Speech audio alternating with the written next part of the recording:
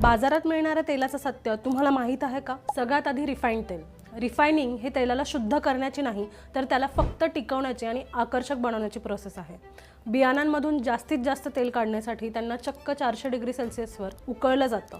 उरलेलं तेल खेचून काढण्यासाठी यात हेक्झेन नावाचं पेट्रोलियम केमिकल वापरतात. नंतर आणखी केमिकल्स टाकून त्याला ट्रान्सपरंट करतात आणि हेच रिफाइंड तेल आपण रोज खातो. दुसरा प्रकार म्हणजे फिल्टर्ड तेल. हा शब्द ऐकायला खूप प्युअर वाटतो पण सगळ्यात फसवा प्रकार आहे. फिल्टर्ड म्हणजे फक्त तेल एका मोठ्या चाळणीतून गाळून त्यातला कचरा किंवा माती बाजूला काढणे. पण हे तेल काढतानाही खूप उष्णता वापरलेली असते, त्यामुळे नुसतं फिल्टर्ड लिहिलेलं तेल नैसर्गिकरित्याच काढलेलं असेल याची कोणतीही गॅरंटी नाही. तिसरा प्रकार म्हणजे ब्लेंडेड तेल. ब्लेंडेड म्हणजे दोन तेल एकत्र मिसळणे.